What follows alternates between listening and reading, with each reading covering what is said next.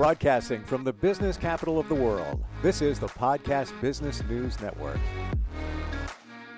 When you think about it, we listen to music every single day. And if it's not intentional, you could be walking into a bagel shop or a store or whatever. There's music on. And from that music, you feel a certain way. Maybe it's healing you. Maybe it's intentional. You picked a certain song because you wanted to go back to maybe a comfort area in your life. That's just one part of the arts that heal. And we're going to dig even deeper into that today. There's an organization, wonderful nonprofit called Baltic Street into Action, located in Brooklyn, New York. And that's exactly what they do. They facilitate healing through the arts. Peter Jampel is the president. He's back with us. And we've got a guest today as well. Hey, Peter, how you doing? Good, Steve. Nice to be with you. And I'm so pleased to be able to introduce a colleague of mine, Dr. John Mondanero. John is the Director of Expressive Arts in the Brookdale Department of Palliative Care and Geriatrics at Mount Sinai Hospital. And as you will hear more about from John, his experience at Mount Sinai now for over 20 years extends from neonatal intensive care unit through his current working with geriatrics and palliative care. And so we have the whole life span to understand how music and the arts can promote resilience, improved coping abilities, and better outcomes, both for the individual and for their families. Wow. John, welcome. How are you? Good. Thank you for having me, Steve and Peter. Thanks. Yeah, looking to learn so much here. Peter, where do you want to start? Which side of the spectrum? Let's start from the beginning, okay? All right. Let's just start from the beginning.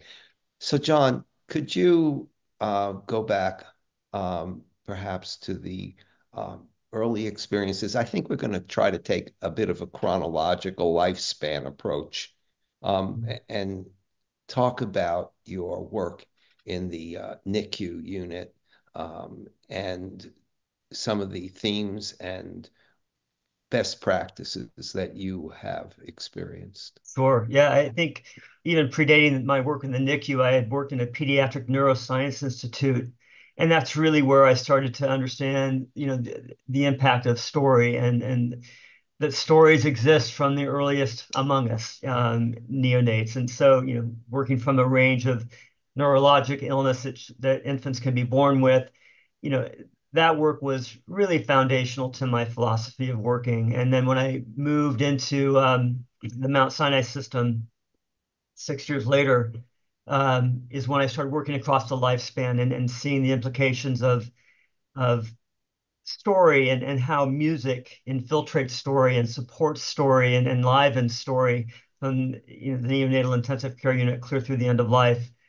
I think the stories with neonates begins with the parents and how difficult sometimes conception is. And I think that we, think, procreation is just the easiest thing in the world. Is actually a miracle. And so the stories of parents, going through the stages of pregnancy and then to have a baby delivered to the NICU, music is such a natural space in which to engage parents and the telling of their stories. Music itself with neonates is more looking at the effects of harmony and rhythm on physiological parameters of the neonate themselves as they're developing. And that's important work, but I found, early on that my draw to the work was really the stories, as I said, with the parents and supporting them. The music they listened to when the baby was in utero is powerful, and accessing that in different ways to create lullabies for the infants or to support the parents at bedside was just part of that work, because it was taking something familiar and established in their lives and giving it another focus as they were able to use that music to support the baby. Oof. What can you tell us about the connection between music and the unborn child. Is there any kind of data, research, even your insight to support the benefits? There is a lot of research on the effects of music and actually the voice, the parents' voices when the baby is in utero, encouraging parents to talk to the baby as soon as they can before the baby's born is really powerful. We call that in terms of imprinting.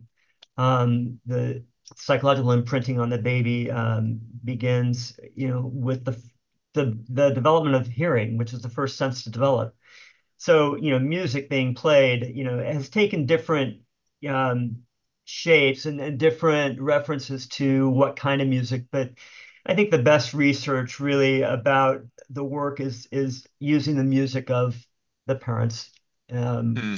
Dr. Joanne Lowy has coined a phrase called "song of kin," a term, "song of kin," which is the music of the family. And that's made an indelible impression on my work with infants, but clear through the lifespan. What is the Wow. music that moves an individual? Hmm.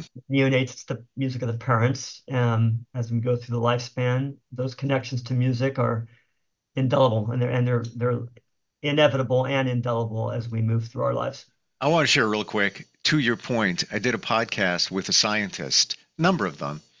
Older gentleman, since retired, but his memoir came out, and he's still plugged in. And he told me that his parents, who were very scientifically uh, plugged in as well, used to talk to him before he was born and like deep technical kind of stuff. And he is thoroughly convinced that that was the beginning of his road to pick up where they left off.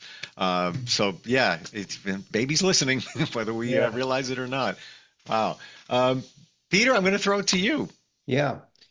You know, as we come to appreciate some of the earliest and most embedded memories that are preconscious. Mm, Um, one of your publications that stood out to me was the importance of popular music and song choice in terms of how that's employed in neonatal care. Can you talk a little bit about that? Absolutely. I love pop music myself, but the more I've worked with pop music and music therapy, it's just become clearer and clearer that, pop music is the narrative of the day. And so, even rappers are the poets of the day. So accessing music that has impacted, parents and people throughout their life is a natural entry point into therapy. And so I wanted to write about that because pop music gets the short end of the stick often. And going back to your other question, Steve, is that there's a lot of literature and recordings that came out on Mozart for babies and Beethoven for babies and Bach for mm, babies, mm. all beautiful and relevant music. But it's not always the music of the time of the day, and certainly not always the music that um, has impacted new parents. And so popular music is what begins to emerge more and more in my clinical work. So I wanted to look at it, and it ranged from everything from 50s and 60s and 70s disco clear into contemporary hip hop and accessing that in lullaby form. Hmm. Uh, Say that, but last part again. Accessing it in lullaby form. Yeah, reinventing it in lullaby form. So we changed the meter, more of a lullaby, a 3/4 meter that's universally used in lullabies, but retaining maybe the hook of the piece or certain lyrics that have meaning or the melody of a verse. It's certainly not the whole piece always. It can just be a section of a song that becomes a mantra that is easily sung back by a Yeah. parent without having to do the whole song. So am I in the zone here to think that Taylor Swift, song by Taylor Swift, it was reworked so it's more lullaby-esque and maybe just the hook is there, and that would be something that we're talking about here. Is that possible? Absolutely. It's enough of an anchor to make a parent who loves that song feel like they are connected and they're bringing something to their infant in a setting that very often there's very little for the parent to do other than to be at the bedside of an infant. And so Wow. it creates a layer of connection. And again, simplifying that song into a singable lullaby or mantra is really the key because Cool. um, yeah, it allows accessibility into the Yeah. infant world. Yeah. Yeah. Kid Bop or Kids Bop, I don't know, you're familiar with them, had a bunch of CDs over the years. They still perform. Somebody I know took their kid to one of the shows, and they just essentially take pop music and make it generic, if you will, and it's not the actual singers, but it's just, a group of singers. Now I'm thinking, well, yeah, somebody should invent like lullaby bobs. So it's all, current music that's, made lullaby. Fascinating. Wow. Yeah. Yeah. Yeah, and I think the real thing about music therapy is that music is rendered live, so that the rhythm, the melodies, the mantras can be created in real time according to how the infant is presenting in that moment, and that also engages the parent on a rich level.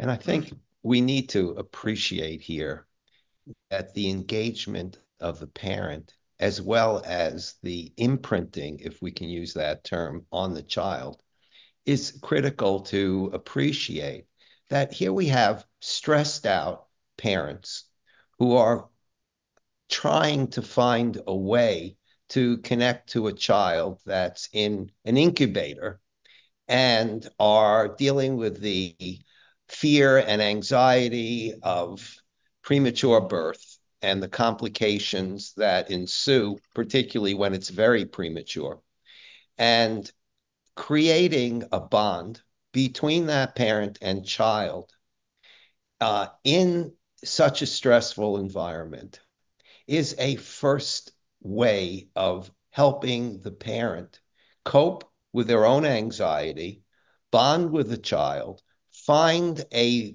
medium through which they can meaningfully engage not only their child, but their own anxiety and reduce that level of helplessness and futility that is often debilitating in terms of their capacity to, bond in a meaningful way. Now, Mm. we could spend this entire podcast on this because, there's so many angles to it. Uh, but I want to move through some of your other experiences.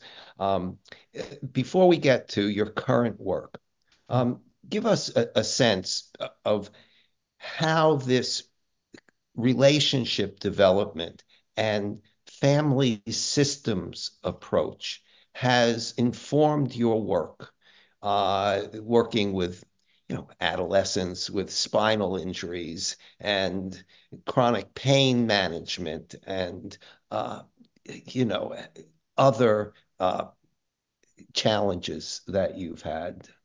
Talk a little bit about that.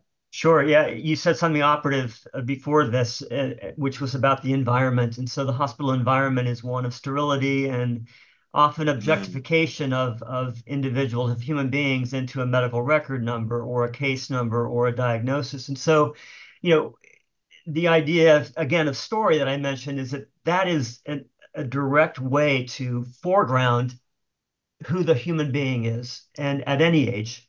And that's part of the philosophy of palliative care, which has drawn me over the years to it.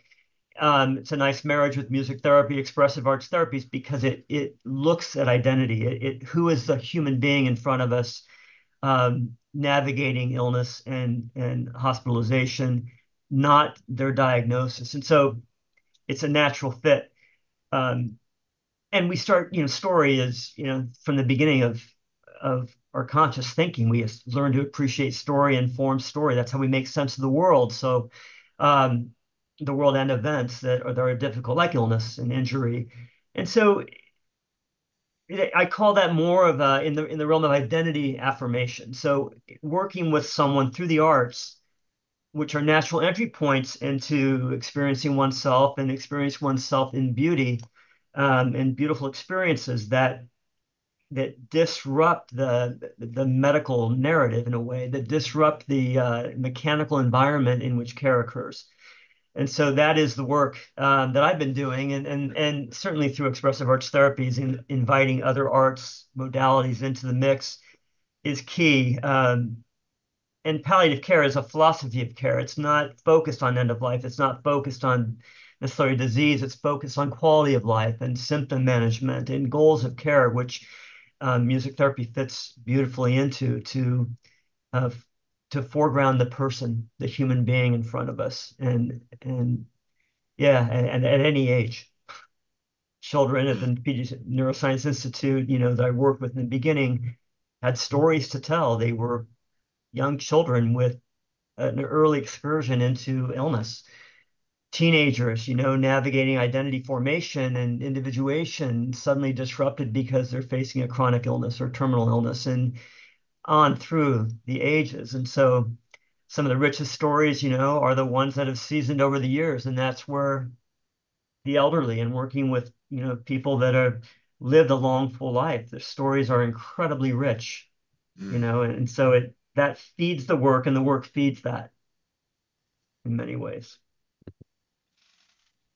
So now that we have come to appreciate the way in which story has unfolded over the lifespan, that our stories begin at inception and continue throughout our adult life.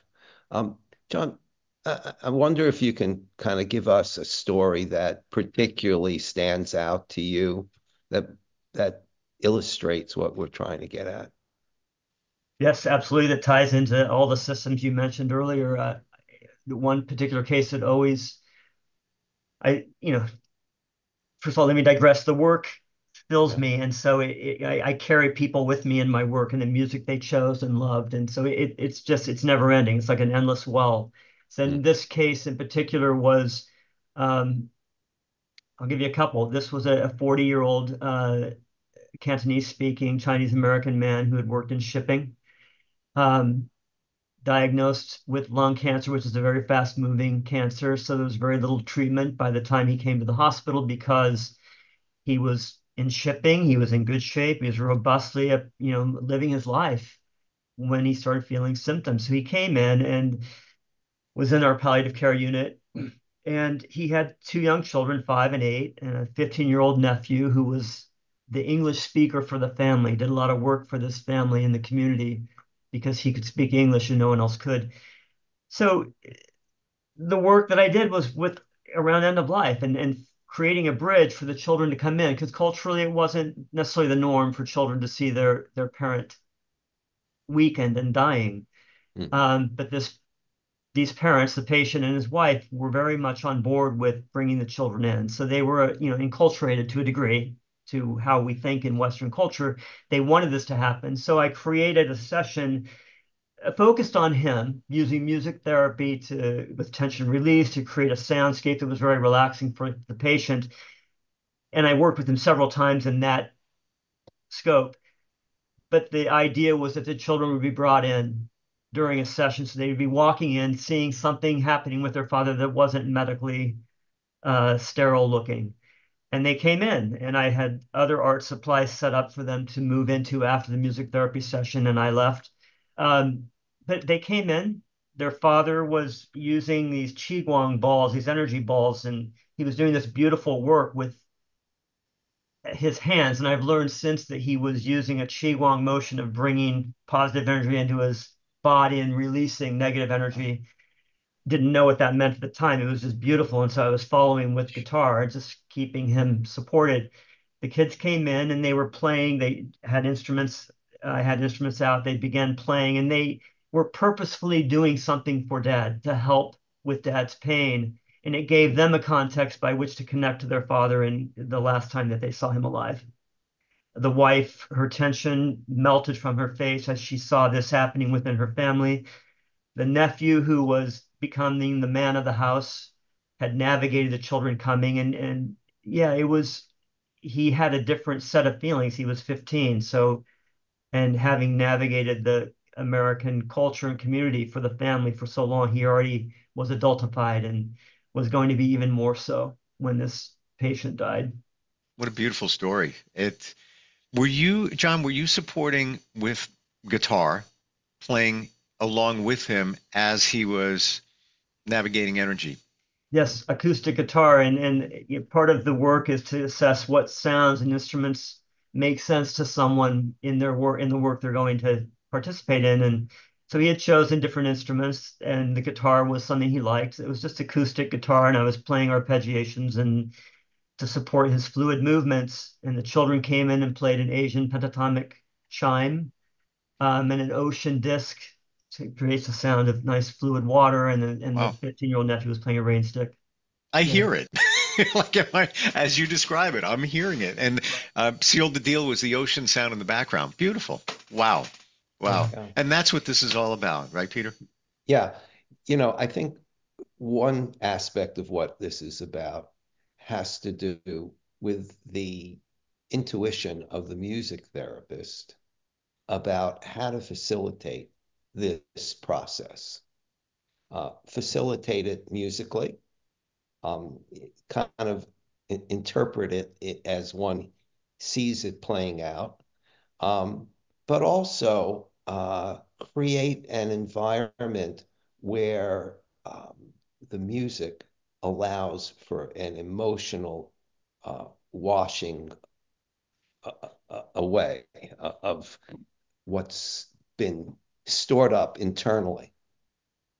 And that capacity to find expression through clinical improvisation is really an important appreciation of music therapy methodology and the way in which underlying suppressed emotions are given an avenue for expression. Now, I want to just ask you, we might be running short on time here. John, what is the impact of the doing this work on the music therapist? As you watch one's life ebb, what is it like for you as an individual? Great question, and it's been my work ongoing is in personal work and growth is to recognize that I get the rare opportunity to connect with the parts of a person that remain unscathed by illness, the vitality that can be enlivened by music, that can be enlivened through any of the arts, the experience of beauty, which is a human entitlement, in the most austere of environments to create beauty, to create human connection, and to see the person in front of me, not the patient.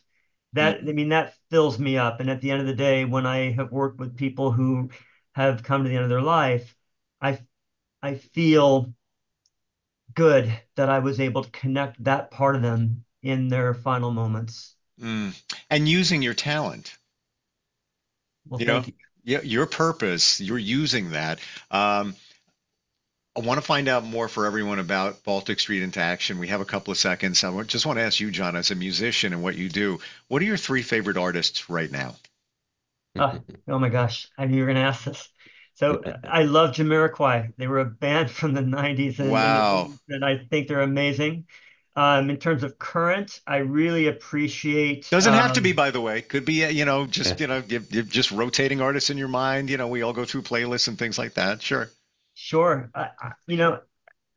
pop music. I'm a big Madonna fan. I think she has changed culture. I think she has influenced the way we think about ourselves as human beings, and she's written some really, really great songs.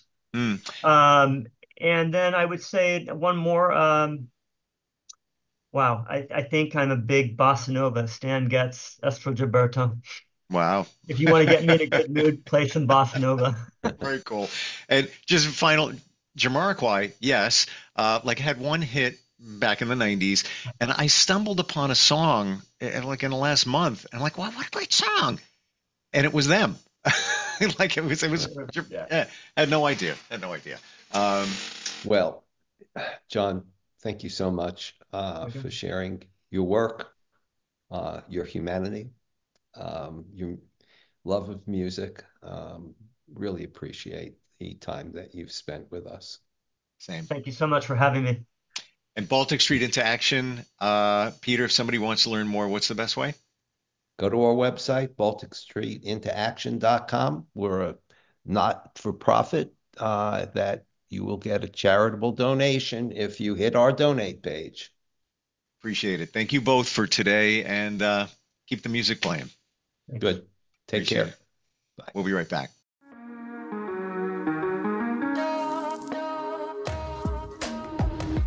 Broadcasting from the business capital of the world, this is the Podcast Business News Network.